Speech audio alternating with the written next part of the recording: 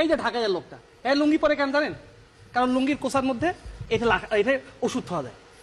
বরিশাল, নোয়াখালী এইসব লোক সবাই গালাগালি করে। মুই তো রংপুরের লোক, মুই কাউকে গালাগালি করো না, কারণ গালাগালি করা তোমার স্বভাবের মধ্যে নাই।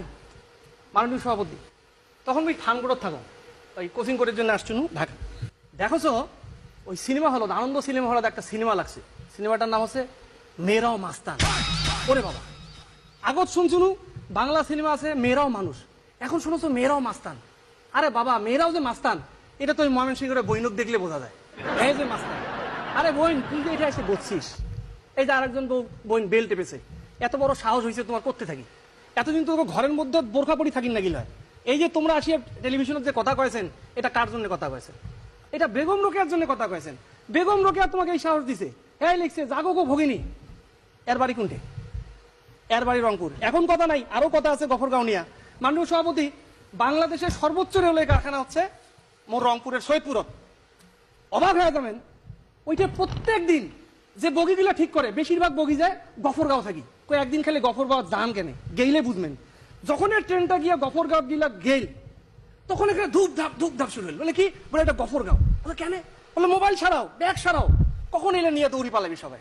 মাননীয় সভাপতি, এই যে ঢাকাইয়া পোলা এক গান গায়, কয় ঢাকাইয়া পোলা, ঢাকাইয়া পোলা। হ্যাঁ বলে খুব বলে রোমান্টিক, এক গান গায়। রোমান্টিসিজমের হ্যাঁ কিছু বোঝে? লাল রং দেখলেই প্রেমে পড়তে নেই, সব লাল রঙই হৃদয়ের রং নয়।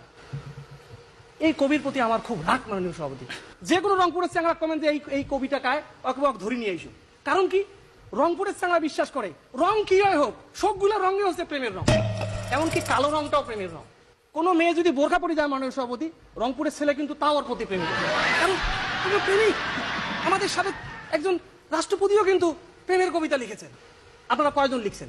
আমরা কিন্তু কখনোই এইসব নিয়ে হ্যাঁ কিসের প্রশ্ন? রংপুরের লোকজনকে তো আপনারা মফিজ কন না? মফিজ তো কন। তা মফিজ মানে কি? আমরা কি কখনো রাগ করি? আমরা কখনোই রাগ করি না।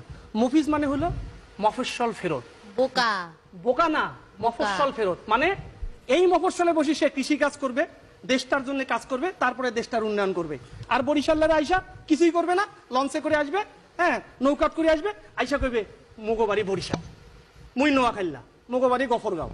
এইটা তো কোনো কথা হইল না। এই যে মোট যশোরের বড় ভাই একল মঙ্গা থেকে আসছি। এখন একটা প্রশ্ন করো মাননীয় সভাপতি, এই যে বাংলাদেশে বন্যা চলেছে দেখছেন, একটা রংপুরের লোক ঢাকাচ্ছে। আমরা কিন্তু ত্রাণ চাই নাই মাননীয় সভাপতি, ত্রাণ আপনারা দিতেছেন। এখন ত্রাণ যদি কেউ মুখ দেয় মুই কি নেম না? কিন্তু এই ঘটনাটা যদি যশোরত ঘটিলায়, বরিশালত ঘটিলায়, নোয়াখালীত ঘটিলায়, দেখিনি নয় এই সদরঘাটত হাজার হাজার নৌকা, সব খালি বরিশাল, নোয়াখালী আর যশোর থেকে আসিলায়। মানে নিজে যারে বড় বলে বড় সেই নয়, লোকে যারে বড়